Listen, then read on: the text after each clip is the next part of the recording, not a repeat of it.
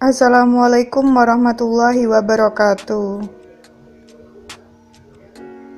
Sebelum memulai pembelajaran hari ini, marilah kita membaca basmalah terlebih dahulu. Bismillahirrahmanirrahim. Hari ini kita akan belajar materi tentang tindakan, motif, dan prinsip ekonomi. Sebagaimana yang kita pelajari sebelumnya, manusia memiliki kebutuhan yang beragam. Untuk memenuhi kebutuhan tersebut, manusia melakukan tindakan ekonomi. Setiap tindakan yang dilakukan oleh manusia didorong oleh motif dan harus berdasarkan prinsip ekonomi. Hal tersebut dilakukan agar dapat memberikan kesejahteraan bagi kehidupannya. Sekarang mari kita masuk ke materi tentang tindakan, motif, dan prinsip ekonomi. Tindakan ekonomi adalah setiap usaha manusia yang dilandasi oleh pilihan paling baik dan menguntungkan untuk dapat memenuhi berbagai kebutuhan. Tujuan dari tindakan ekonomi adalah untuk mengendalikan pengeluaran sehingga tidak melebihi pendapatan.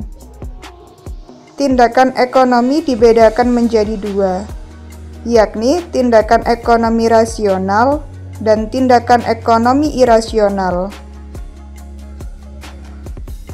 Tindakan ekonomi rasional adalah tindakan yang dilandasi dengan pilihan yang paling menguntungkan. Sedangkan tindakan ekonomi irasional adalah tindakan yang dilakukan dengan perkiraan pilihan yang paling menguntungkan, tetapi kenyataannya tidak menguntungkan. Motif ekonomi adalah keinginan atau alasan yang mendorong manusia melakukan tindakan ekonomi. Berdasar faktor pendorongnya dibedakan menjadi dua, motif intrinsik atau keinginan dalam diri, dan motif ekstrinsik, yaitu keinginan yang berasal dari luar diri. Berdasar tujuan melakukan kegiatan ekonomi, motif dibedakan menjadi empat. Yang pertama, motif untuk memenuhi kebutuhan. Motif paling penting yang mendorong manusia melakukan kegiatan ekonomi untuk mencapai kemakmuran. Yang kedua, motif untuk memperoleh kekuasaan. Motif yang mendorong manusia memperoleh kekuasaan sehingga terus melakukan berbagai kegiatan untuk mengembangkan usaha. Ketiga, motif untuk mendapatkan penghargaan. Penghargaan yang dimaksud bukan sekedar mendapat pujian atau piagam, tetapi juga untuk keinginan mendapat status sosial yang lebih tinggi di masyarakat sekitar. Keempat, motif berbuat sosial.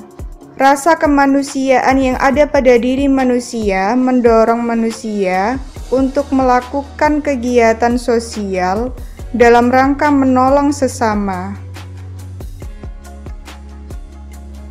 Prinsip ekonomi adalah usaha atau pertimbangan yang disertai pengorbanan tertentu untuk mencapai hasil yang maksimal. Tujuan dari prinsip ekonomi antara lain: pertama, memperoleh keuntungan yang maksimal.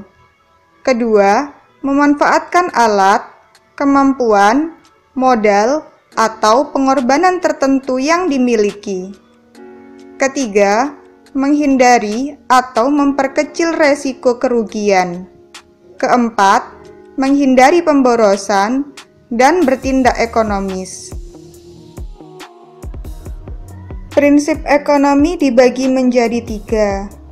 Yang pertama, prinsip ekonomi konsumen. Prinsip ekonomi konsumen adalah membelanjakan penghasilannya seminimal mungkin. Penerapan prinsip ekonomi konsumen antara lain: pertama, membeli barang dengan memilih terlebih dahulu. Kedua, membeli barang dengan menawar harga yang paling murah. Ketiga, memilih barang yang berkualitas bagus. Keempat, membeli barang sesuai dengan yang direncanakan. Kelima, setiap awal bulan membuat daftar kebutuhan sesuai dengan skala prioritas. Keenam, berusaha mencari tambahan penghasilan. Prinsip ekonomi yang kedua adalah prinsip ekonomi produsen. Prinsip ekonomi produsen dilakukan dengan mengeluarkan biaya produksi seminimal mungkin, tetapi mendapatkan hasil yang maksimal. Penerapan prinsip ekonomi produsen dapat dilakukan sebagai berikut. Pertama, menggunakan bahan mentah dengan mutu yang baik dan harga yang murah. Kedua, mendirikan tempat perusahaan yang dekat dengan bahan mentah. Ketiga, menggunakan tenaga kerja yang terampil. Keempat, menggunakan mesin yang modern dengan harga murah tetapi produktif. Kelima, harus selalu hemat, baik itu dana, jam kerja, ataupun tenaga kerja. Ketiga, prinsip ekonomi distributor. Prinsip ekonomi distributor dilakukan dengan meminimalkan biaya distribusi hasil dari produksi hingga sampai ke tangan konsumen. Penerapan prinsip ekonomi distributor sebagai berikut. Pertama, membeli barang pada produsen yang tepat. Kedua, menyalurkan barang dengan prinsip tepat sasaran, tepat waktu, dan tepat tempat. Ketiga, menempatkan perusahaan di antara produsen dan konsumen. Keempat, meningkatkan mutu pelayanan. Kelima, menggunakan sarana distribusi yang murah. Demikian pembelajaran hari ini. Semoga bermanfaat. Wassalamualaikum warahmatullahi wabarakatuh.